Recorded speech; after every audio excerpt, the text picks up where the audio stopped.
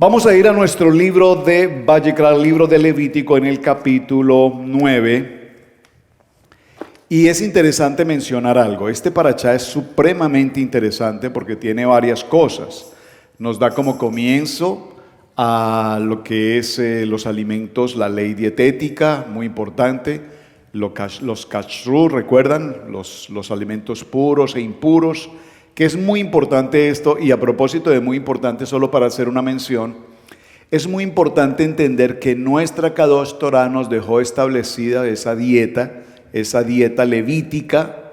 Nos habla de lo puro, de lo impuro, pero también es importante tener presente que con el paso de los años, los hermanos judíos, en la medida que fueron desarrollando sus estudios, sus técnicas de estudio, profundizaron en muchos aspectos y decidieron hacer de alguna manera lo que se llama hoy la Torah oral. Y dentro del contexto de la Torah oral empezaron a hacer una serie de escritos referente al kashrut, referente al kosher o el kacher. ¿Sabes cuál es la diferencia entre kosher y kacher?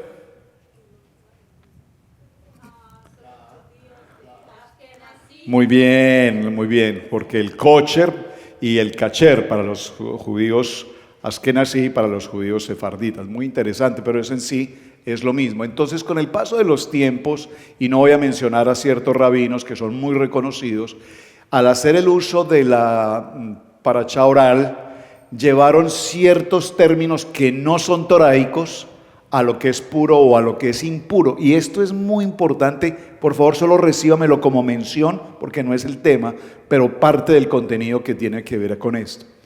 ¿Por qué? Porque cuando los judíos tomaron su contexto oral y lo trajeron a sus enseñanzas, la Gemara, el Talmud, el Zohar y todas estas otras cosas, y gentes como nosotros eventualmente escuchamos o vemos o leemos a uno de estos rabinos y escuchamos o vemos o leemos algunos de estos escritos, entonces cuando estamos leyendo nuestra Torah escrita, muchos de esos conceptos no están aquí. ¿Me explico? Porque fueron escritos por rabinos. Entonces, cuando entramos en esas disyuntivas, repito, se generan muchas controversias y situaciones difíciles.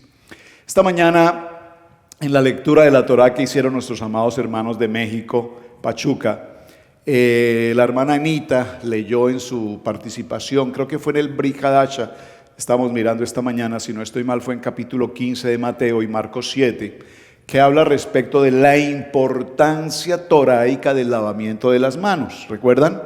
Y entre ellos los fariseos hablaban con Yeshua y le decían, pero ¿cómo es que tus discípulos no se lavan las manos? ¿Cómo es que tus discípulos comen con las manos sin lavar? ¿Verdad? Y hablaba de la inmundicia de las manos que no se lavan. Entonces allí entra en juego lo que estoy mencionando, entra en juego el contexto toraico oral y entra en juego el contexto toraico escrito. Muchas cosas las añadieron los rabinos escritas por ellos y por eso tenemos tantas diferencias de opinión. Es muy importante que tengamos eso. Por eso siempre tenemos que saber qué es lo que está escrito en nuestra Torah escrita y qué podría ser en muchas ocasiones lo que corresponde a la Torah oral. Entonces llegábamos a una conclusión. Si no nos lavamos las manos, significa que en nuestras manos hay ¿qué? Inmundicias, dice la palabra, inmundicia. Entonces, lavarse las manos es un acto que nos lo enseña Shemini, es parte del protocolo del templo.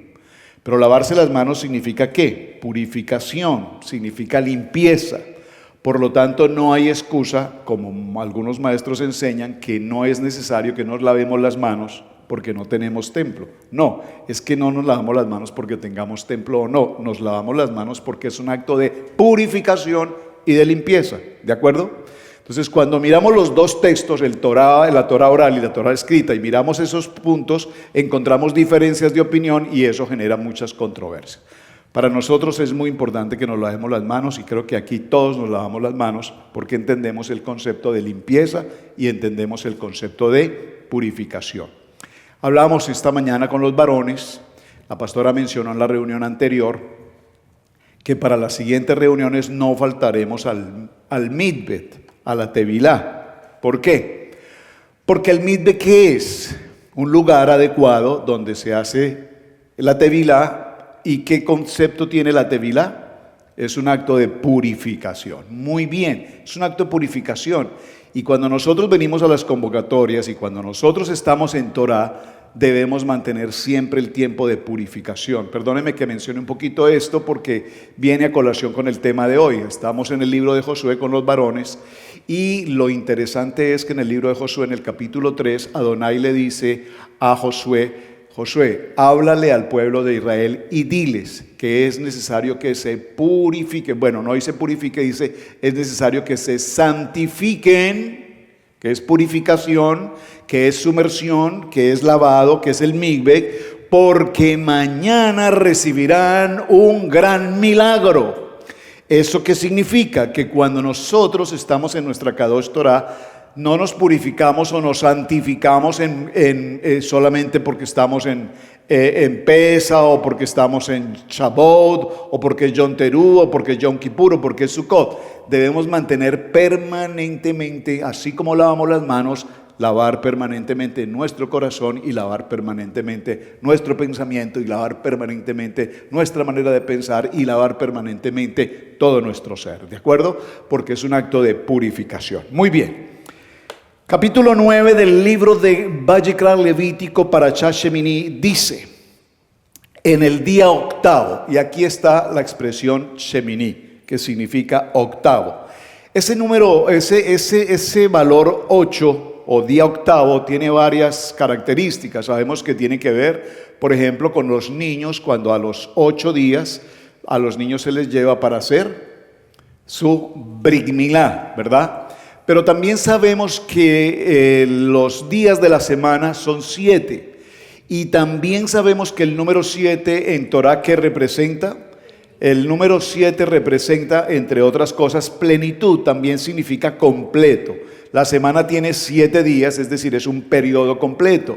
La creación se llevó a cabo en el término de 7 días. 7 días significa completó. Esos 7 días tienen que ver absolutamente con la presencia de Adonai, la Shekinah de Adonai. Pero sin embargo dice el libro de Levítico en el capítulo 9 que viene un día octavo, el día octavo, y particularmente para parashá corresponde al tiempo de la inauguración del templo. Amén. Día octavo, tiempo de inauguración del templo. Ahora bien, ¿cómo logramos llegar a ese día octavo? Del número 7, que significa plenitud o completo, le sumamos, si puedo decirlo, le agregamos, se le suma el número 1. ¿Qué es el número 1? El número 1 es Aleph. ¿Qué es Aleph? ¿Qué es Aleph? Aleph. Recuerden que la Biblia, nuestra Torá, da comienzo en la letra Bet, que significa Bereshit. Ahí da comienzo la Biblia. En el principio creó Adonai. Pero ¿por qué empieza en Bet y no en Aleph? Porque la letra Aleph es Adonai. La letra Aleph es la unidad, es Ejad. En el principio, en Bereshit da comienzo la Torá. Pero antes de Bereshit está Aleph. Y Aleph no tiene principio, Aleph no tiene comienzo. Alen es el tiempo, el ayer, el hoy, el presente, es todo. De hecho, cuando nosotros hacemos números, que no voy a entrar a ese punto, pero cuando se hacen números gemátricos, si por ejemplo necesitamos que el valor sea, o un valor que sea 362, y necesitamos sumarle un 1 para completar una oración, una palabra, se le sumará la Aleph, y es un procedimiento técnico que se hace, se llama Kolel, que simplemente se suma el 1. Ese 1 es todo, ese 1 es indispensable, ese 1 es necesario, ese 1 completa, ese 1 determina. Por eso cuando tenemos los 7 días para la inauguración del templo, después del tiempo de Pesach, 7 días de la creación, 7 días de la semana, viene el Aleph, y el Aleph trae consigo la divinidad, y nos trae entonces el Shemini. Ese Shemini tiene que ver, repito, con, dígalo conmigo, nuevo comienzo. Amén. Ahora, cuando hablamos de nuevo comienzo, sería interesante preguntarnos, ¿cuál es el nuevo comienzo que cada uno de nosotros tenemos todos los días? Yo les compartí a los varones esta mañana que la tarde de ayer, de una manera que nunca, no entiendo cómo pasó, por qué pasó, qué sucedió, pero en un recorrido que hago durante 20 años, todos los días saliendo de mi casa a la esquina de mi casa para venir hacia la iglesia, hay un stop para venir a esta casa. Es un recorrido que todo el tiempo hacemos, ¿verdad? Y ese stop es un stop que, es decir, es imposible pasarse ese stop. Yo lo hago todos los días.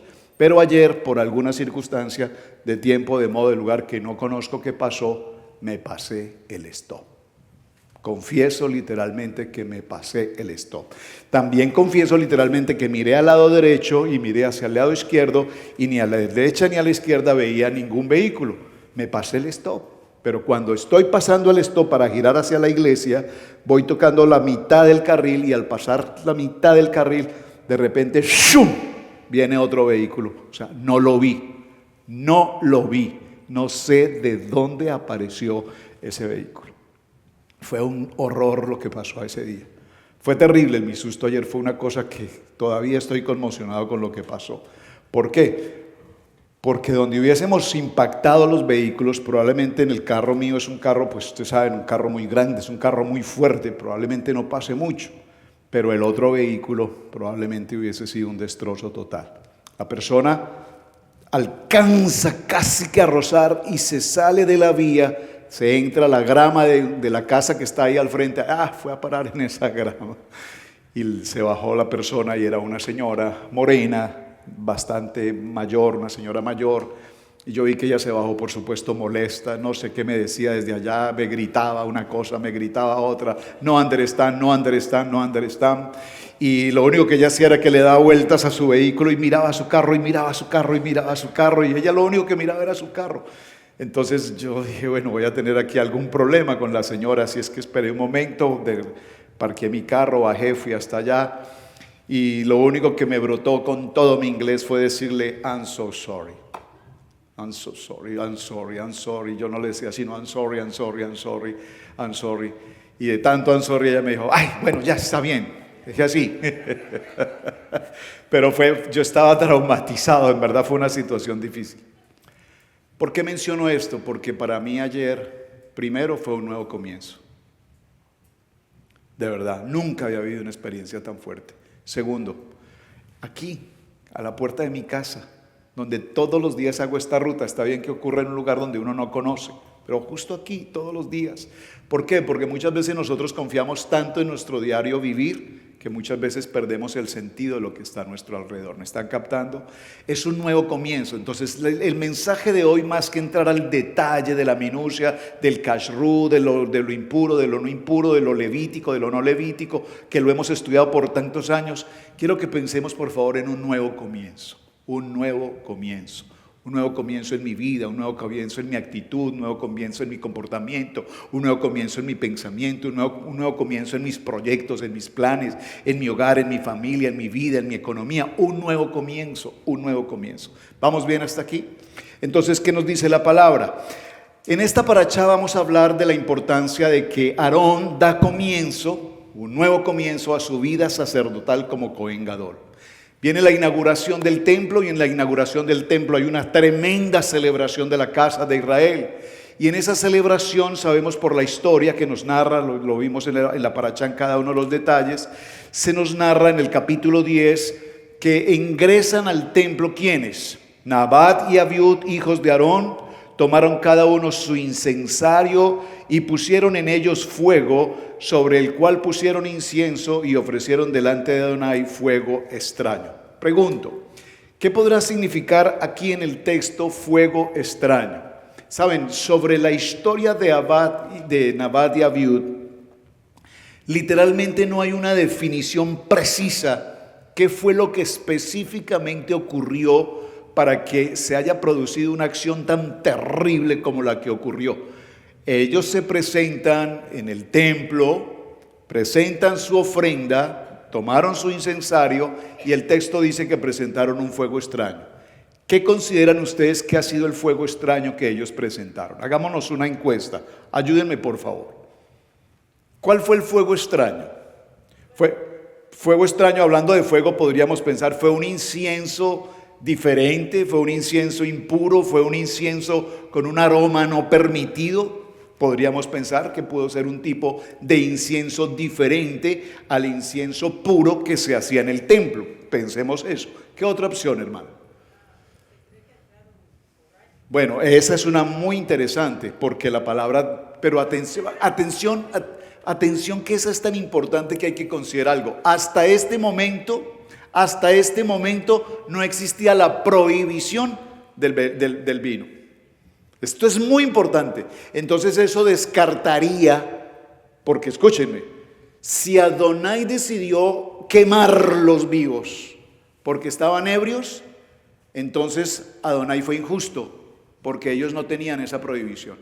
Pastor, pero a la hora de entrar al incensario, recuerde que cuando hacían los servicios al templo se supone que no debían entrar. Se supone. Porque es que dice la Biblia, o sea, ¿ves? es se cree porque la Biblia después se la aclara de que no deben de ingresar cuando van a hacer otra vez los servicios al templo, se les prohíbe. Claro, pero acuérdense que hay hoy vamos a empezar a ver las ordenanzas. Entonces, acuérdense que la enseñanza, la ordenanza viene después. No se puede realizar ningún tipo de evento si no se tiene completa pureza, absoluta. ¿De acuerdo? Sin embargo, si entraron ebrios, pensemos que es una de las más usadas, que entraron ebrios. Bueno, digamos que Adonai sintió tanta incomodidad que decidió quemarlos, entre una de las tantas, son varias. ¿Cuál otra? Yo tengo esta duda. ¿Ellos sí, ¿cómo se les dice? ¿Se les permitía hacer eso o solo al sacerdote? Porque me viene lo que David hizo cuando sus guerreros fue uno que él toca la arca porque se iba a caer, pero él no era permitido que nadie más que los levitas. No, era permitido que ellos hicieran ese tipo. Acuérdense que aquí viene la familia sacerdotal. Aquí viene el Cohen Gadol y sus 4 hijos, ¿de acuerdo? Que van a cumplir la función sacerdotal. Ellos tenían ese permiso, solo hasta el lugar santísimo, que es donde hay una excepción, que es el Cohen Gadol. Pero ellos sí podían hacerlo dentro del templo. Ahora, ¿cuál es la siguiente opción? Una, interesante, el licor, probablemente. 2, que hayan presentado un tipo de fuego diferente. 3, denme otra opción.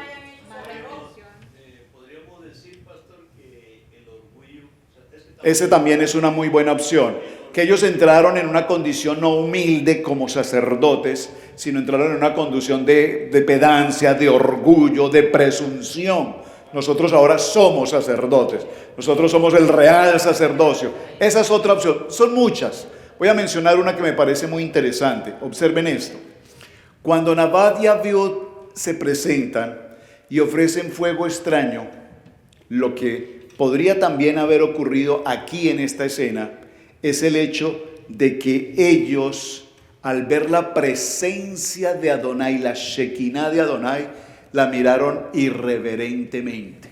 Acuérdense que cuando subían a la montaña, Adonai les dijo, van a subir, pero ni tú, Aarón, ni tus hijos, ni los ancianos pueden llegar sino hasta cierto límite. De ahí en adelante la única persona que sube eres tú. Es decir, ellos no tenían la posibilidad de mirar cara a cara la presencia de Adonai. Se supone que ellos entran con una sumisión, ¿me explico?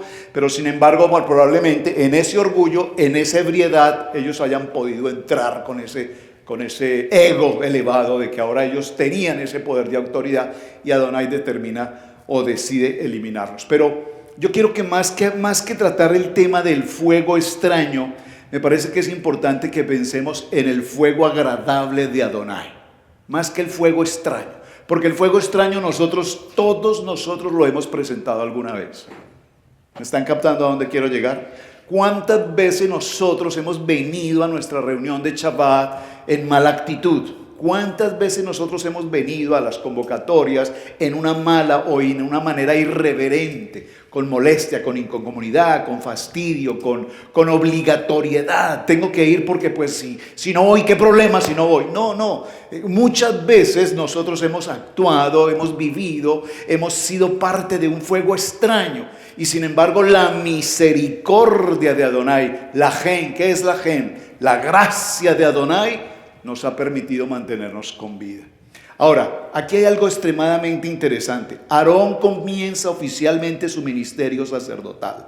La gloria de Adonai se manifiesta en el pueblo, pero ocurre este evento trágico de la muerte de Nabat y Abiud. ¿Y cuál es la enseñanza que vamos a tomar de acá? Que la gloria de Adonai, escúchame, que la gloria de Adonai exige a su pueblo, a nosotros nos exige que cuando venimos a la reunión, a la convocatoria, a la asamblea, a la quejilá, nuestra presencia en este lugar debe ser una presencia de obediencia, debe ser una presencia de humildad, debe ser una presencia de orden, debe ser una presencia de gozo, debe ser una presencia de alegría, debe ser una presencia de gratitud. Yo no puedo venir a sentarme en este lugar con una presencia egoísta, de cansancio, de molestia, de incomodidad, de fastidio, lo que quiera que sea, porque estaremos ofreciendo, comillas, un fuego extraño.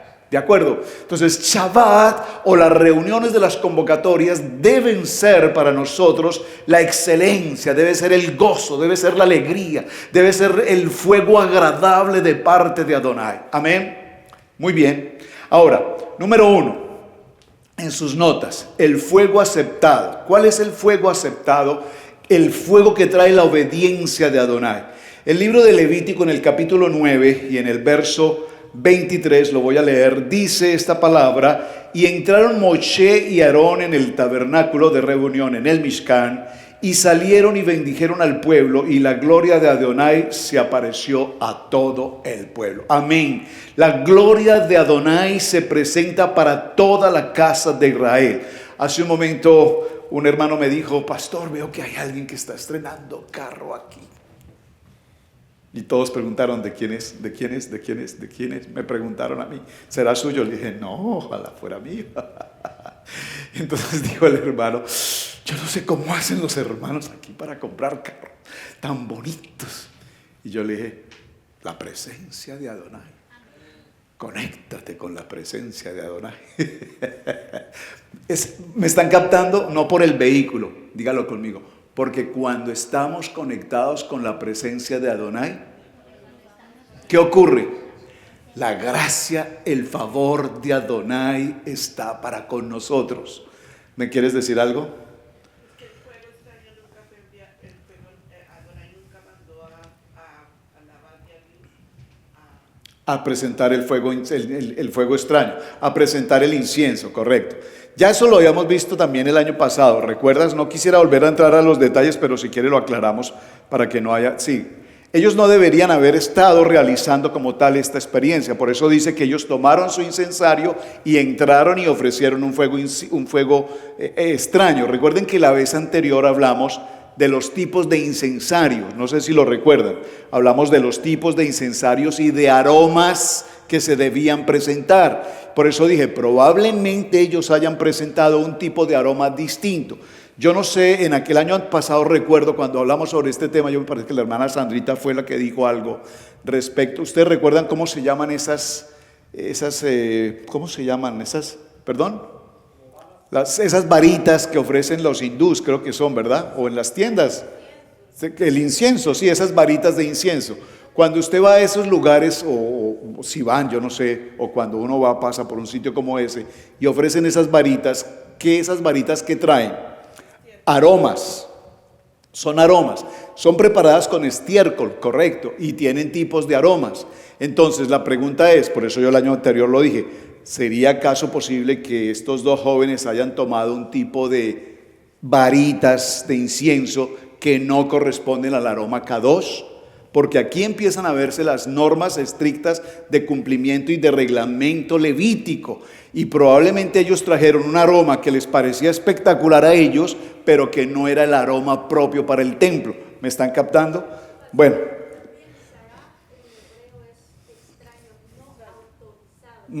Correcto.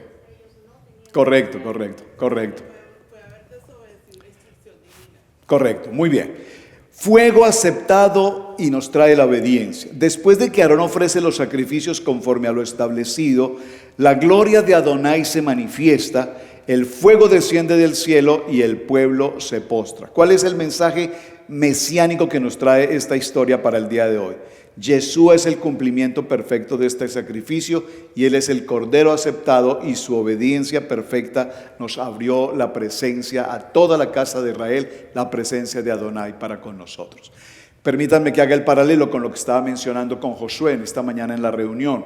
Cuando el pueblo de Israel está a punto de entrar a la tierra de promesa, se tienen que cruzar o se deben cruzar definitivamente, deben pasar el río Jordán. Les decía a los hermanos que pues el río Jordán para nosotros sería un río como un río. Usted probablemente ha pasado un río de un lugar a otro. Si vamos aquí a Shelby, cuando íbamos a Shelby, no sé cómo se llama el río aquí en Shelby, ¿ustedes recuerdan? El que antes íbamos a hacer Tevilá en este río de Shelby, ¿te acuerdas? El Bowling Spring, el Bowling Spring. Yo recuerdo que ese río lo pasamos de extremo a extremo, ¿recuerdan? De una punta al otro lado pasábamos. No era complicado, el agua no es muy fuerte, tiene momentos un poquito difíciles, pero lo pasamos de un lugar a otro. Y son aproximadamente, ¿qué? Unos 30 pies de ancho, ¿más? 100 pies de ancho. Bueno, no importa, 100 pies de ancho. Pero estamos hablando del Jordán. Bueno, 200. Y cuando entonces, 150 está bien. Pero ¿qué ocurre? 300, pues, para que no se incomoden. Gracias. Pero lo que quiero llegar es que el pueblo de Israel ahora va camino a la tierra de promesa. Y camino a la tierra de promesa, ¿qué ocurre?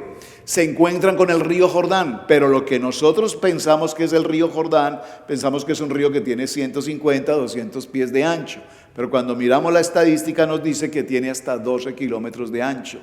Y en el tiempo, para este tiempo de la tierra de Israel, la casa de Israel, ese tiempo de las cosechas, el río que viene de las montañas muy altas, se desborda en aguas torrenciales que avanzan a una velocidad que produce estragos absolutos en todas las regiones. Destruye todo lo que pasa, por todo lugar por donde pasa, destruye. Ahora, el pueblo de Israel debe pasar ese río. Y les decía a los hermanos, como cuando una persona emigrante tiene que pasar, cuando las familias emigrantes pasan ese río Bravo, yo no sé si alguno tuvo que hacer la experiencia de pasarlo, parece fácil, parece sencillo, y la gente se lanza a pasar el río Bravo pensando que eso es simplemente pasar. Pero cuántos miles de personas, familias han caído completamente o han perdido la vida en ese paso del río Bravo. Lo pueden ver fácil. Me decía el hermano Jorito, me decía, no, es que los coyotes saben, ellos conocen cuando uno va eso, ellos le dicen, no, aquí no, porque aquí hay remolino y aquí no hay remolino y por aquí sí se puede pasar. Y esto, sí, pero es que la naturaleza no funciona así. Hoy hay remolino allá, pero mañana hay remolino acá. O sea, por muy experto que seamos, no es tan sencillo pasar. Muchas personas, aun si saben nadar, por muy buen profesional olímpico que sea, el río Bravo en cualquier momento lo devora. ¿Me están entendiendo? Ahora, ustedes dirán, entonces, ¿cómo han pasado tantas gentes? Bueno, han pasado, bendito el Eterno, han pasado. Pero son miles también los que han quedado en ese proceso. Entonces, Yeshua, ¿qué les dice aquí? Les dice, para que ustedes pasen al otro extremo, es necesario que los levitas, los sacerdotes, se presenten con el arca y ellos sean los primeros que avancen hacia el río, y cuando los levitas y el arca toquen el agua en las palmas de sus pies, entonces se produjo el milagro y el río completamente se abrió, tal como ocurrió con Moshe cuando el Mar Rojo. ¿Recuerdan esa historia? Muy bien. ¿Por qué ocurre eso? Dijo el Señor, es necesario que haya purificación en sus corazones y purificación incluso en sus ropas. ¿Cuál milagro tú estás esperando hoy? Todos estamos esperando un milagro. Yo cuando pregunto, ¿qué milagro tú esperas hoy? Literalmente la mayoría de las ocasiones nuestros milagros son de carácter económico. Habrá excepciones, pero la mayoría de gente, cuando se trata del milagro, la gente pide la economía. Pero ya hoy, con el paso de los años, probablemente a los que somos mayores de edad, probablemente el milagro más grande que le podemos pedir a Adonai sea la salud. Danos salud, Padre. Por favor, bendícenos en nuestra salud. Un saludo para nuestra hermana Rina Herrera, ya en California, ustedes saben, su esposo falleció esta semana. Y esta mañana tuve la oportunidad de compartir con ella un muy buen rato. Fue una experiencia muy bonita, es la primera vez que hablo con ella realmente, con ocasión de la partida de su esposo, Rodolfo. Y la experiencia que me compartió fue tan hermosa. Ella tiene una paz, un shalom en su corazón. Y no lo tomen a mal, porque decir, hoy se le murió el esposo y está feliz. Pues se le murió y está feliz porque murió con una paz impresionante. Le habían dicho, él estaba en un tratamiento, en un procedimiento médico para que pudiera caminar, porque se acostumbró a caminar con la andadera. ¿Se llama la andadera? ¿Perdón? Sí, el andador. Y entonces al él acostumbrarse a caminar con el andador, perdió fuerzas en sus piernas y ya no podía caminar de ninguna manera, ni con él ni sin él. Entonces lo llevaron a unas terapias y estando en el proceso de las terapias se mejoró, ya estaba recuperándose, ya podía empezar a caminar y le anunciaron que era tiempo de irse ya a casa, que ya se podía defender en casa. Entonces la llaman a su casa, el señor debía salir el día jueves, la llaman y le dicen que venga el miércoles.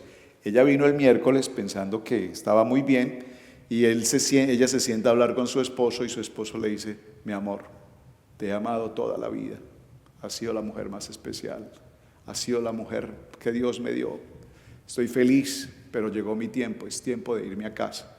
Y ella le dijo, pero ¿cómo te van a mandar a casa hoy si me dijeron que el jueves? No, es que es el tiempo de ir a casa. ¿Pero por qué hoy? No sé, o sea, no me dijeron que hoy salías para casa, me dijeron que viniera, que tenía que estar aquí hoy, pero no me dijeron que era que ibas para la casa.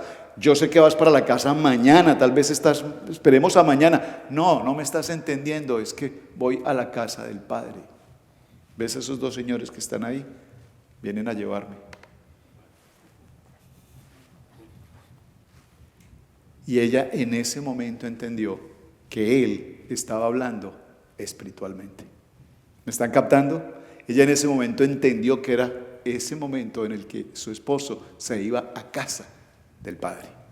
Es una experiencia, bueno, y es toda una historia.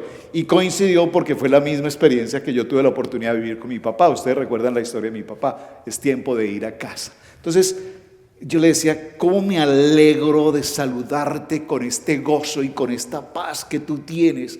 Me dijo, pastor, es que yo tengo la claridad como nunca que conocí a mi esposo. Por primera vez lo vi con esa luz, hablándome de que el Padre vino y le envió ángeles para llevarlo a casa. Entonces yo estoy gozosa porque todo lo que yo hablé, todo lo que oré, todo lo que prediqué con él se cumplió. Y todavía dice que el Señor pues falleció, ella salió y después de que salió dice, ¡ay! Se me olvidó algo y regresó y entró al cuarto, está su esposo allí y ella dice, ¡Shema Israel! Dice que en ese lugar, en ese centro médico la gente se estremeció cuando ella empezó a cantar el Shema Israel. Todos quedaron conmovidos con la historia, una historia muy linda y seguro que va a venir y nos la va a compartir un poco más en detalle, o sea que no les voy a quitar todo lo interesante de lo que pasó, pero fue una historia muy muy bella. ¿Por qué menciono esto? Porque los hijos de Aarón mueren de una manera terrible el día de la inauguración, el día 8 en plena inauguración del Mishkan. ¿Cómo se siente su padre Aarón frente a esta situación?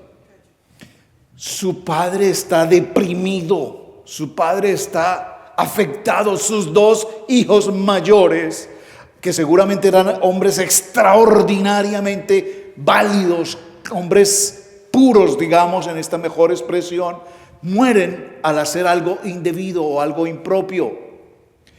¿Y qué ocurre? Moisés se acerca y le dice a Aarón, ¿qué le dice? No puedes llorar.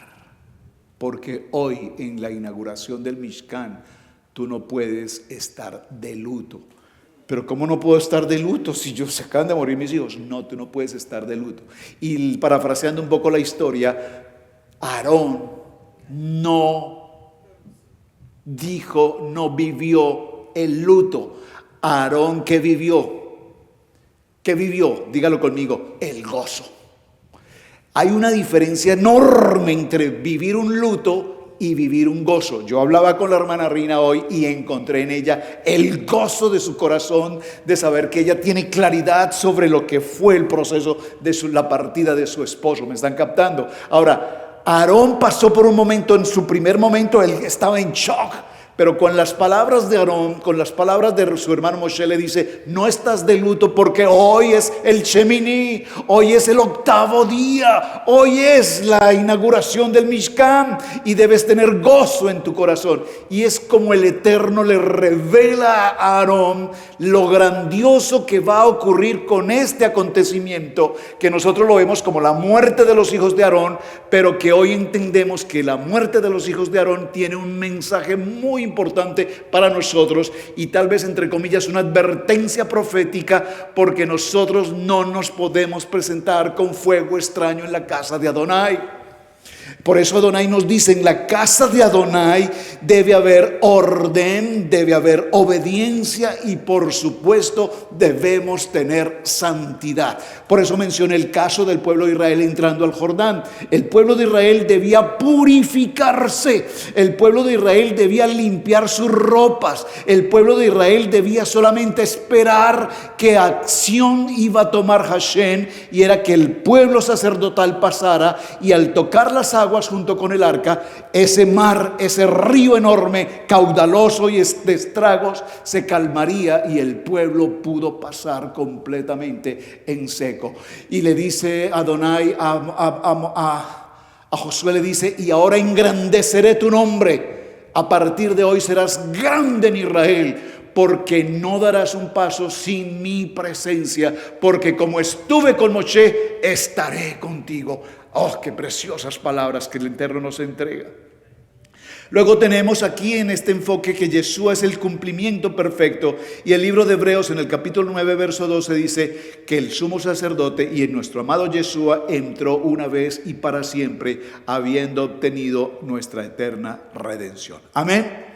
El fuego extraño de Levítico 10 que mencionamos, cuando Nabat y Abiú ofrecen ese fuego extraño que Adonai no mandó, entonces ¿qué nos indica? Que ese fuego extraño pudo ser una adoración indebida, pudo ser una circunstancia de emocional, pudo ser una desobediencia como tal, o pudo ser una mezcla de presentar algo profano. Y aquí quisiera solamente mencionar esto. Entre las leyes kashrut que vamos a ver, y creo que lo mencionamos un poquito más adelante en la gráfica, se nos prohíbe el ingerir bebidas alcohólicas. Va a ser una de las prohibiciones que vamos a encontrar hoy. Literalmente, hoy se anuncia la prohibición de las bebidas alcohólicas.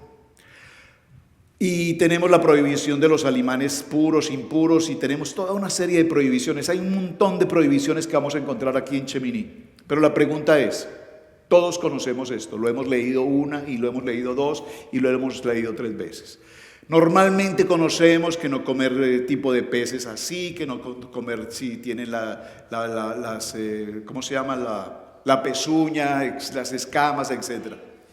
Pero mi pregunta es, hablémonos un poquito más sencillo. Quiero ser muy básico en esto. Hablémonos algo más sencillo. Pregunto.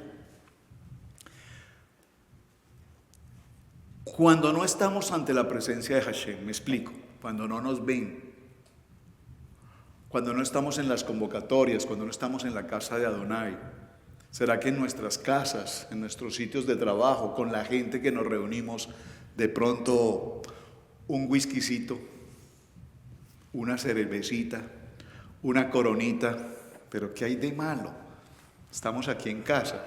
Finalmente, gracias a Dios, los pastores no están. ¿Me están captando el mensaje? ¿Perdón? Un rompope. Entonces, ¿será que nosotros jugamos un poquito, y permítame que lo ponga entre comillas, a Nabat y Abiú, y eventualmente pensamos que hacemos algo que no es permitido, que sabemos que es un fuego extraño, pero sin embargo, como nadie nos ve, ¿cuál es el problema? O sea, somos tú y yo. Y como somos una sola carne y nos tapamos con una misma cobija, ¿cuál es el problema? ¿Me están captando el mensaje a dónde los quiero llevar? Entonces vamos a una reunión social, y cuando estamos en una reunión social, amigos o familiares, y viene el ofrecimiento de la coronita, o viene el whiskycito, el roncito, ¿cómo se llama? El tequilita. Pero eso ella es un tequilita, y tampoco pues, ay, tan religioso pues. Sí, o sea, no, y es con este calor. No, pero es que no es que sea el vino, o sea, es el alcohol. Mira, Yo no creo que sea malo, o sea, Malo es cuando entra para abajo.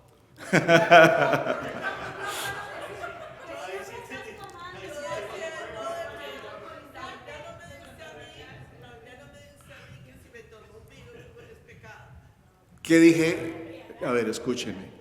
Dije, vamos para allá, ¿qué dije? Literalmente la ordenanza en esta paracha va a ser no ingerir bebidas alcohólicas. Por favor, escúchenme. No ingerir bebidas alcohólicas. No ingerir bebidas alcohólicas. Yo recuerdo que estábamos en el nivel 2 en nuestra congregación en Colombia alguna vez. Le hicieron esta pregunta al pastor.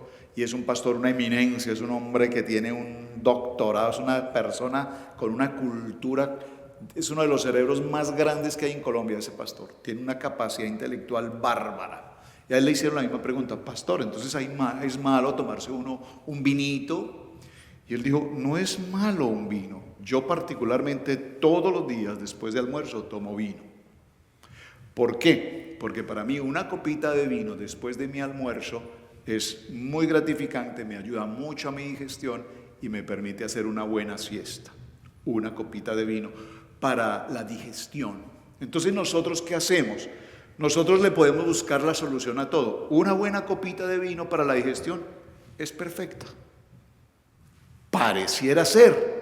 ¿Me están captando? La pregunta es, si esa copita de vino se convierte en una, en dos, en tres o más, entonces, siendo un vino embriagante, tiene consecuencias. Pero pensemos esto. El ejemplo más práctico que alguna vez escuché de alguien fue este. Si usted toma, a ver si puedo hacer el ejercicio. Si usted toma cocaína y coloca poquito. No. Poquito. Bueno, yo no sé ustedes cómo lo hacen, pero un poquito. Sí, porque veo que la hermana dice que así, la otra le dice, no, así. Ella dice que, la hermana de acá dice así, la de allá le dice no, así. Entonces yo no sé cómo lo harán ustedes, yo es lo que he visto en las películas. Entonces, ¿le sirven, atención, ¿le sirven qué? ¿Es mala la cocaína?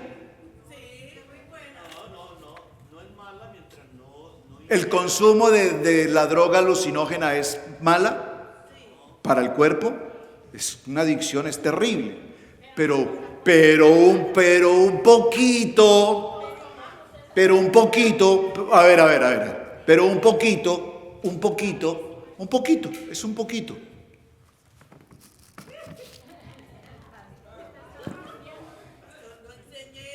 No, me están corrigiendo que así no se hace, ¿ves? Es que ellos saben, yo estoy tratando de hacerlo. A ver, escúcheme, por favor. Pero fue un poquito. ¿Ese poquito es pervertido? ¿Ese poquito es malo?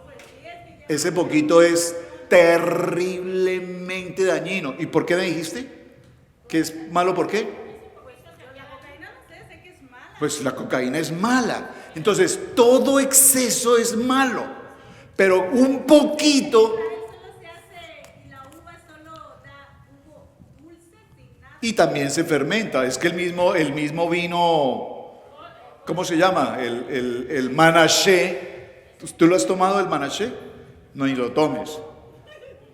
Toma la hermana Liz, vea la hermana Elizabeth si toma manaché, qué bendición. Es que también eso va mucho, depende de después tiene problemas. Claro. Bueno, Mi pregunta fue, una vez al año es mala. no, tómate tu vino, celebra tu vino una vez al año. Volvamos al punto. Miren, pero volvamos al punto porque lo quiero aterrizar aquí. Un adulto, no, pero es interesante. Un tema, un adulto consume un poquito de cocaína. Pero pastor, yo domino esto. O sea, a mí esto no me domina. Yo cuando quiero lo hago, cuando no quiero no lo hago. Pero a mí, la droga a mí no me domina. Olvídese de ese paseo. Porque así sea un poquito cada 15 días, cada mes o cada año, lo tiene dominado. Eso está claro. Tiene dominado. 1, 2. Pero resulta que ese poquito se te quedó ahí un día, en la sala, en la cocina, en la mesa, en el alcoba, y pasó tu hijo Y tu hijo dice, ve, ¿qué es lo que mi papi hace con esto? A ver, él hace así. Y su hijo, ese poquito, que menos mal que era un poquito, lo consumió y ese copito, ese poquito, lo mató. Porque lo volvió un adicto para toda la vida. Yo debo decirlo por testimonio personal. Yo vengo de una familia, ustedes conocen esa historia, donde mis padres, bueno, mi padre, mi mami no, por supuesto, mi papá, mis tíos, toda la familia, somos vecinos de sector, todas las casas son de la misma familia. Nos reuníamos todos en familia, sábados, 3 de la tarde, toda la familia tomábamos. Niños desde los 5 años estábamos con los papás tomando, ingiriendo licor, cerveza. A las 10, 11 de la noche todos los niños. Papá, entonces ¿qué? No, mijo, todo bien. Usted es un bárbaro, hijo, así me gusta porque usted es un alfaro. Y hasta este momento, hoy, cuando yo he tenido la oportunidad de ir a casa y regreso, ¿cómo veo a mis familiares? ¿Cómo veo a mis sobrinos, a mis primos totalmente alcoholizados? ¿Y cómo están los hijos de ellos? Pero pastor, ¿por qué dices que alcoholizados? Si es que nosotros no tomamos sino los fines de semana, solamente nosotros entre semanas somos sanos. Están alcoholizados. Entonces, ¿ves? Para decir el poquito, es que el poquito, una copita al año, no, puede ser que sea inofensiva, absolutamente. Decía la hermana Lisa, yo tomo el manaché lo toma muchísima gente. Es que es el vino de Israel, es el vino de uva, es el vino esto, es lo... Nosotros lo probamos en casa, lo trajimos, lo compramos aquí, lo probamos muchas veces. Yo me tomo una milimétrica cosa de ese vino manaché, a mí me produce un daño terrible. Entonces mis hijos lo probaron un día y dijeron, no, papá, ¿qué es esto? Yo no puedo con esto, porque ellos no conciben ese aroma, no. Para mis hijos es difícil esto, por lo tanto no lo hacemos, decidimos nunca más. De hecho, yo les pedí a ustedes que en esta casa no lo hiciéramos, procuren tomar el jugo de uva, para evitar, por lo que tú acabas de mencionar, uno no sabe qué persona pueda tener una adicción. Normalmente las gentes cuando pertenecen a Alcohólicos Anónimos lo reconocen y dicen, mire, yo soy de Alcohólicos Anónimos. Y lo pueden concluir, yo pertenezco a Alcohólicos Anónimos. El alcohólico anónimo debe decirlo públicamente, como cuando se tenía la lepra, ¿no? Yo tengo lepra, yo soy alcohólico, para evitar precisamente que personas a su alrededor lo contaminen con el alcohol. Nosotros fuimos a un retiro de matrimonios, en plena reunión de matrimonios, se acercó un varón, me dijo, pastor, permítame, estos vinos que están sobre la mesa tienen alcohol. Le dije, mira, la verdad no sé porque yo no soy el encargado de eso, pero pues miremos. Y él fue y tomó una botella y miró, 15% de alcohol. Me dijo, no, pastor, yo no puedo tomar, yo no puedo celebrar la mesa, puedo tomar agua. Le dije, está bien, perfecto. Me dijo, pertenezco a Alcohólicos Anónimos, yo llevo más de 12 años completamente limpio, puro, y si yo me tomo una gota de ese vino en la mesa del Señor, eso me mata. ¿Me explico? Entonces aprendimos una lección, no podemos tener un vino alcohólico en casa porque puede ser que una copita de vino nos cause daño. ¿De acuerdo? Entonces esta paracha nos va a traer como tema, repito, la prohibición de las bebidas embriagantes. Ya cada uno de ustedes determinará en su vida personal hasta dónde sí y hasta dónde no. Volvamos al punto.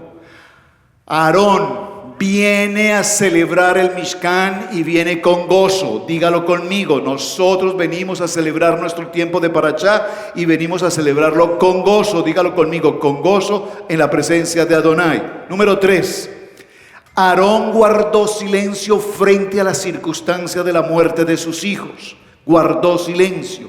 Ese guardar silencio nos habla de la importancia de una madurez espiritual. El mismo Yeshua, cuando pasó por todo su proceso, en ese proceso del madero, también dice la palabra que guardó silencio. Como cordero fue llevado al matadero, dice el libro de Isaías 53:7. Y el principio que aprendemos aquí es que definitivamente nosotros tenemos que aprender a ser prudentes frente a lo que hablamos. Eso lo hemos repetido una y otra vez, frente a lo que decimos, porque de pronto decimos algo que no debíamos decir, y al decir algo que no debíamos decir estamos entrando en una impureza.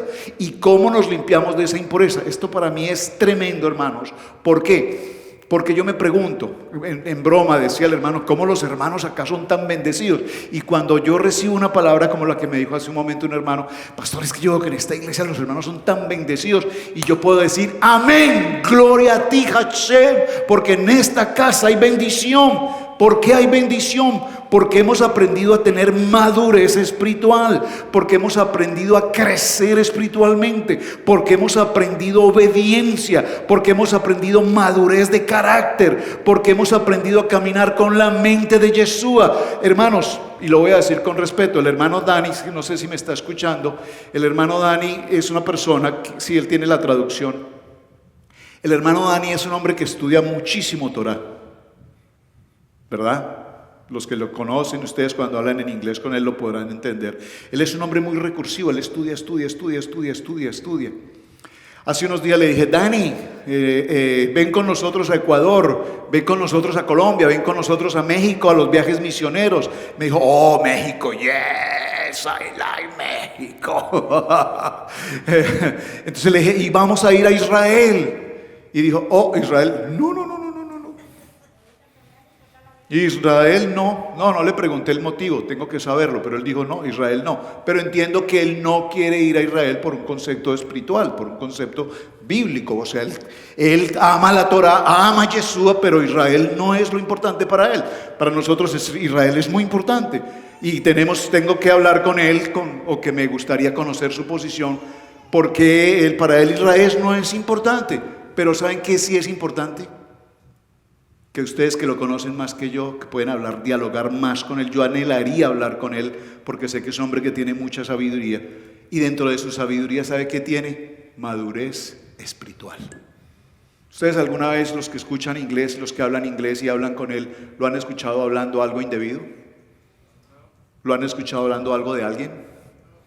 Es una persona que tiene un carácter y una madurez y una rectitud asombrosa, extraordinaria. ¿Por qué? Porque esta es una de las enseñanzas que tenemos para Shemini, un nuevo comienzo. Yo no puedo hablar de cosas que no sé, yo no puedo hablar de personas porque no tengo por qué hablar de alguien. Y cuando yo aprendo a tener una madurez espiritual en mi hablar, miren hermanos, las bendiciones de Adonai vienen cuando nosotros aprendemos a cuidar qué decimos y qué hacemos. ¿Estamos claros todos en esto? Número 4. Bueno, aquí no voy a volver a la historia porque ya lo habíamos mencionado. No al vino embriagante, lo vimos. Punto número 4. ¿Por qué? Por el discernimiento espiritual. Adonai ordena a los sacerdotes no ministrar bajo los efectos del vino. Esto tiene un significado espiritual: mantener una claridad espiritual, discernir entre lo santo y lo profano, no ministrar bajo influencias de carnalidad o de emociones.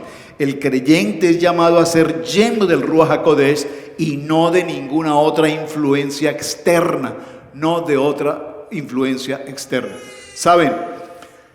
Lo voy a mencionar solo por mencionar algo importante. Conocemos, mi esposa y yo, conocemos de un ministerio en Torah, y lo digo con respeto, por favor, para que no caigamos en un error como este, que vieron algunos modelos con el pueblo judío. El pueblo judío que conocemos, el pueblo judío, rabinos judíos ortodoxos y gente que conoce Torah y que aman Torah, para ellos el licor no es ningún problema. No es ningún problema. Vimos una enseñanza en internet, alguien me la envió, de un par de rabinos jóvenes muy preparados, muy brillantes, maravillosos rabinos. Se sientan en la sala de su casa, van a estudiar el parashá de la semana y le dice un rabino al otro, bueno, pastor, rabí, vamos a estudiar el parashá de la semana. Le dice, perfecto rabino, qué bueno que vengas a mi casa, disfrutemos de este precioso parashá de la semana. Dice, pero para estudiar el parashá sería bueno animarlo un poco, ¿no te parece, rabino? Dijo, pero por supuesto que ya pensé en eso. Abre la gaveta en su sala, su alacena, y saca su botella de Chivas Regal, sus copas, el hielo, a las rocas, y toman su whisky, y se levantan a tomar su whisky, y abren su Torah, y abren la parashá, y enseñan la parashá, y la enseñan, y tienen una fluidez impresionante. En una congregación vieron ese video. Bueno, nosotros nos lo enviaron y lo vimos. Esa congregación tomó el modelo. Dijo, si estos rabinos lo hacen, ¿por qué nosotros no lo podemos hacer? Entonces en esa congregación allá todo el mundo toma lo que tenga que tomar, no solamente un vinito cada año, sino que todos los fines de semana a esta misma hora terminan la reunión y esas botellas de Manaché desaparecen en un segundo y las que son un poquito más arriba desaparecen todas. Y les digo esta historia porque es terrible. Miren lo grave de esto, es gravísimo, gravísimo, gravísimo, gravísimo. Nosotros fuimos a ese lugar, vivimos una experiencia terrible y quedamos sorprendidos de que esto pasara. En una de las reuniones de Shabbat, terminaron la reunión, siguieron bebiendo, después se queda todo el mundo a beber, van al Feloch y terminan de tomar allá, lejain, lejain, lejain, y todo parece puro, todo se ve puro, todo se ve kadosh, pero no es kadosh. Una de las hermanas de esa congregación, una señora mayor, entre 55 y 60, salió de ese lugar, se subió a su vehículo, saliendo en dirección hacia su apartamento, dijo, bueno, estoy medio bien y medio no bien, yo prefiero estar mejor completa y no a medias. Entró a algún lugar y se compró otro paquetico o una cajita o lo que sea. Se fue para su casa sábado después de Shabbat. Sábado, toda la noche. Domingo, todo el día. Bebe y bebe y bebe y bebe. Lunes en la mañana no se presentó al trabajo. No apareció el martes. Preocupados por lo que estaba pasando, fueron a buscarla. La policía fue a buscarla a su apartamento y la encontraron intoxicada. Bebió tanto que se intoxicó. ¿Dónde empezó eso? ¿Dónde empezó? En el Shabbat, en la casa de Adonai. Fuego extraño, gravísimo lo que pasó. Y aún así hoy no aprenden la lección. Por eso en esto tenemos que ser extremadamente determinantes. Yo no les digo que no se tomen un vino, lo que yo les digo es tengan la precaución. Primero, que ustedes como personas adultas y maduras manejen una situación porque por favor recordemos que tenemos a nuestros hijos alrededor. Y si nosotros a nuestros hijos les damos el modelo con una gota, con una copa, con una corona, que sea, nuestros hijos van a seguir por ese camino y dicen, pero si mis papás lo hacen, porque yo no lo puedo hacer. Usted me está captando lo que le quiero significar. Repito, ese ejemplo que pasó, que lo vivimos de manera personal, es una situación muy crítica. Hasta el momento eso sigue igual. Entonces allá la iglesia crece. ¿Por qué crece? Porque los jóvenes vienen. Los jóvenes vienen. ¿Por qué vienen? Porque, oye, esa iglesia es increíble. Oye, en esa iglesia uno la pasa súper bien. Después del Shabbat, que eso es una rumba porque la música es espectacular y está llena de luces y todo está lindo. Y después de la rumba, ¡shum!, nos vamos y tomamos y participamos. ¡Ay, qué Shabbat! Pero eso no es puro. Eso es impuro. Eso no es luz. Eso es oscuridad. Y la gente cree que lo están haciendo bien. La gente dice, pero si es que es el Shabbat, Lejain, así se celebra. No, este parachá es muy estricto. Este es un parachá radical. Este es un parachá donde nos dice, más adelante lo vamos a encontrar, dice, me adelanto un poco, dice, no basta, Pastor Benny, si tienes, dame el tono, dice, no basta solo con cantar. No basta solo con pedir o decir. Decir. ¿Por qué, hermanos? Porque a veces pensamos que nosotros lo estamos haciendo bien, pensamos que lo estamos haciendo kadosh, pensamos que lo estamos haciendo puro, pero sin embargo hay debilidad. Y cuando hay una debilidad en mi vida, y yo sé que esa debilidad está ahí, y abro una ventana pequeña que sea, esa debilidad me puede llevar al fondo.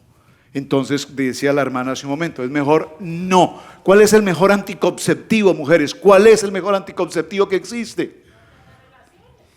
No. Hermana, pero I'm sorry, hermano Javier. No, la mejor, ay, pastor, ¿para qué pregunta eso?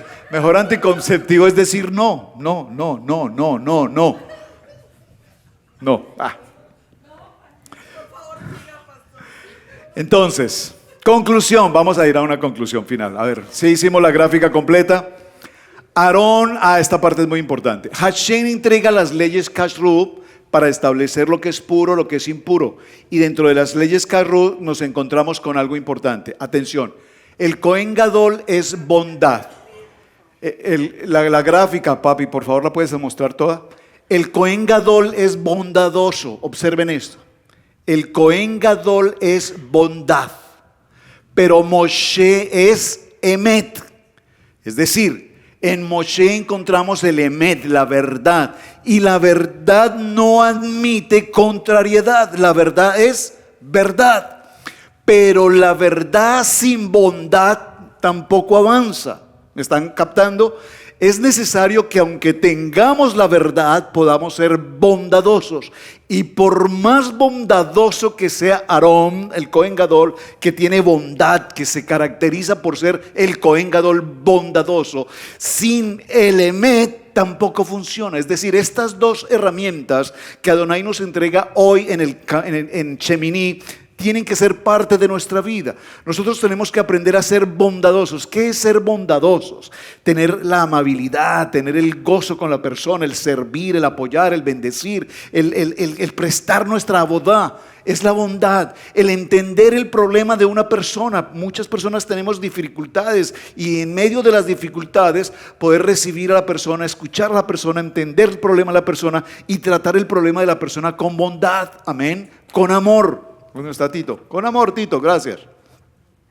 Pero entendiendo el Emet. ¿Qué es el Emet? El poder de la palabra. Hebreos 4:12 nos dice, la palabra es viva, es eficaz, es penetrante, corta, penetra porque tiene autoridad. Entonces, cuando yo vivo la bondad sin Emet, las cosas no funcionan. Yo tengo que vivir una verdad siempre establecida en el fundamento de la palabra. Pero muchos de nosotros vivimos una bondad en el ejercicio propio de nuestro pensamiento.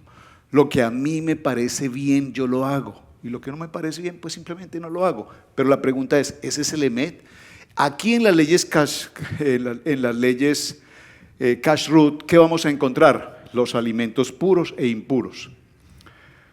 Pregunto, cuando usted va a un restaurante y le ofrecen una comida que tiene consigo alimentos que son impuros, ¿usted los recibe? Pues se supone que no. ¿Me explico? Suponemos que no. Por lo tanto, entonces, si usted va, por ejemplo, a un restaurante chino y la mayoría de comidas que ve allí son comidas, ¿qué? Impuras. ¿Usted va a ese restaurante? No, pues yo sí voy, pastor, porque es que a mí me encanta la comida china, es súper riquísima, además es baratísima y además en esos buffets uno se puede comer lo que quiera. ¿Ves? Siempre justificamos el punto, lo justificamos con algo. Por lo tanto, el punto es, si yo conozco la ley levítica y yo sé lo que el Eterno nos habla respecto a lo que es lo puro y qué es lo impuro, entonces yo tengo que saber cuando estoy frente a la circunstancia si debo o no debo consumir. La gente cuando se le pregunta por el cerdo, es terrible, porque aquí en los Estados Unidos de América, por ejemplo, es muy típica la comida de cerdo. En la gran mayoría de tiendas lo que siempre ofrecen es el cerdo, el cerdo, el cerdo, el cerdo, el cerdo, el cerdo. Barbecue, ¿recuerdan? La pregunta es, ¿cómo tú vas a una tienda y puedes recibir ese barbecue sabiendo que esa comida de cerdo no la puedes consumir? Entonces, tú empiezas a hacerle una evaluación y dices, por favor, de esto no y de esto no. Y selecciona. Entonces, cuando te das cuenta de todo el plato, te queda algo mínimo. Lo voy a poner con un ejemplo. Lo vi esta mañana en un video. Charlotte, Carolina del Norte. Tenemos una fritanga colombiana. No sé si ustedes saben qué es una fritanga colombiana. Una picada colombiana. Una picada colombiana. No, una picada colombiana. Entonces muestra el plato, la señora dice, vengan a aquí en Charlotte estamos inaugurando, esto es nuestra picada colombiana. Y empiezan a colocar, dice la señora. Lo primero que una picada colombiana debe llevar es papita criolla. Papitas criollas deliciosas. Lo segundo, el platanito. Los platanitos que tanto le encantan a la pastora, los platanitos. Lo tercero, la rellena, la morcilla, no sé cómo lo llaman en otros países. La moronga, entonces esta moronga, la moronga está preparada especialmente por nosotros, aquí directamente en casa nos queda la moronga. Luego viene el chicharrón de puerco y puerca. Y empieza a mencionar todos los... Y entonces yo dije, wow, sí me encantaría ir a ese restaurante, pero cuando vi los productos, todo lo que trae del plato, hay como mínimo 4 partes de ese plato que son impuras, que no son kosher. Entonces, ¿para qué ir a comer algo que vas a pagar por un plato de 6 productos, de los cuales solo puedes consumir 2 porque los otros 4 son impuros? Claro, están mezclados el uno con el otro. Bueno, muy bien. Entonces, las leyes dietéticas...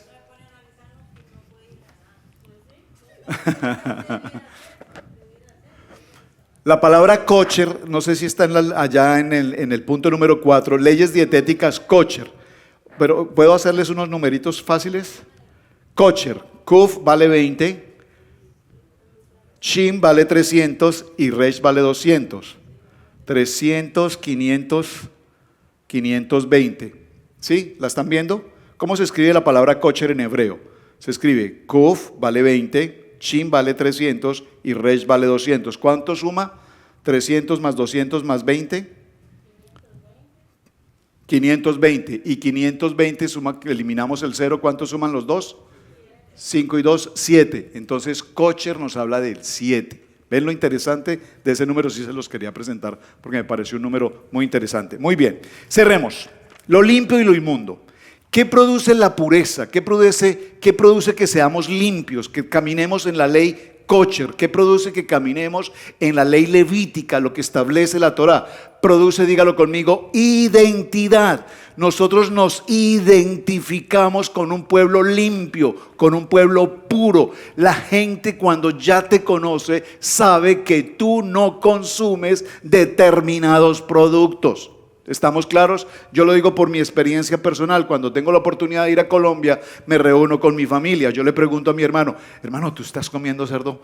¿Estás comiendo todavía puerco? Es que le dice, ¿no? ¿Tú comes puerco? Me dijo, no, hermano, yo ya no como puerco. Yo hace mucho tiempo no como puerco. Le dije, ay, qué bueno, hermano. ¿Cómo me alegro que ya no comas puerco? Me dijo, no, porque es que ahora antes de comerlo lo lavamos.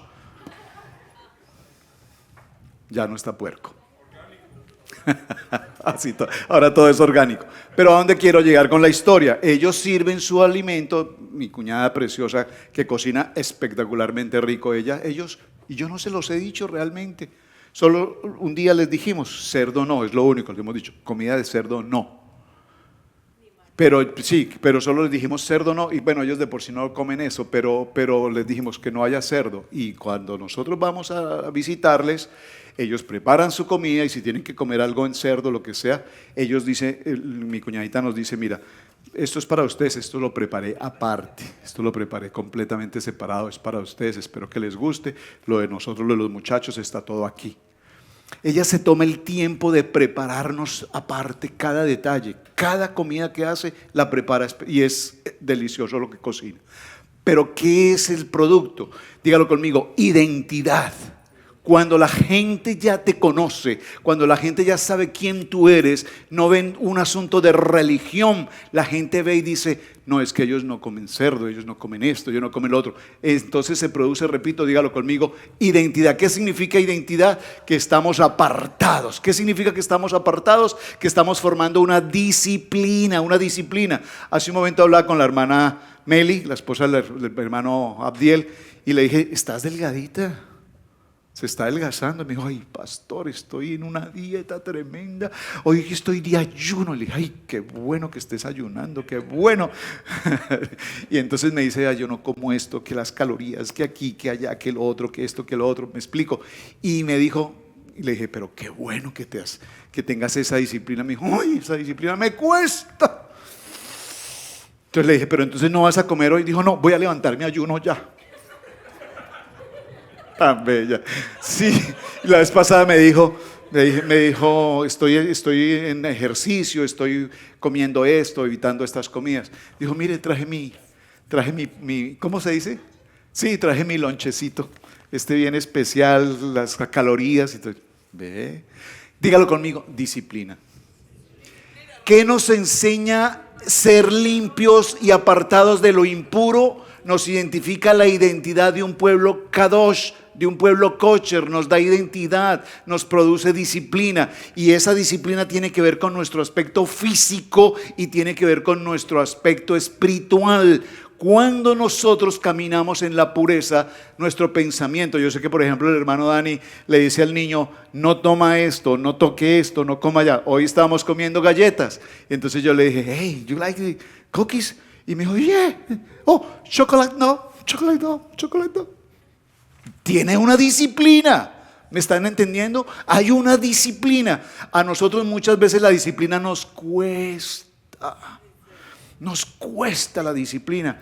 No coman pan, y yo mi cafecito sin pan es una cosa terrible. Pero bueno, los 7 días sí pasamos bien, sin pan. Pero llegó el día 8º y no comienzo el pan. Bueno, amados, cerremos. ¿Qué nos produce esa disciplina? Nos produce, dígalo conmigo, la mente de Yeshua. Dígalo conmigo, la mente de Yeshua. La mente de Yeshua. Y la mente de Yeshua que nos produce, dice 1 de Pedro 1:16, sean santos porque yo soy santo. Y cuando manejamos la pureza, cuando manejamos la distancia entre lo inmundo, lo impuro, y nos mantenemos en una vida pura, limpia, santa, tenemos mejor salud, tenemos mejor ánimo, tenemos mejor gozo, tenemos mejor provisión, tenemos mejor sal. Todo en nuestro entorno produce una mejora. No es solo lo que entra a nuestro cuerpo espiritualmente y físicamente, sino es necesario saber también qué es lo que sale de nuestro corazón. ¿Qué sale de tu corazón? Lo hemos hablado muchas veces. Malas palabras, malas actitudes, malas expresiones, celos, envidia, contienda, pleito, chisme, crítica, calumnia, murmuración. De nada te sirve estarte alimentando kosher, puro, pero tu boca y tu corazón hablan lo que no tienen que hablar, lo que no tienen que pensar, lo que no tienen que decir. Entonces empecemos por una disciplina interna de pureza, identidad personal, para que seamos libres de toda carga y toda opresión con frente a otras personas. Amén. Abba Kadosh, gracias por la preciosa palabra Shemini. Padre, que este Shemini, este nuevo comienzo, nos proyecte a vivir una vida pura, limpia, Padre, humilde y sencilla, pero llena de gozo, de alegría.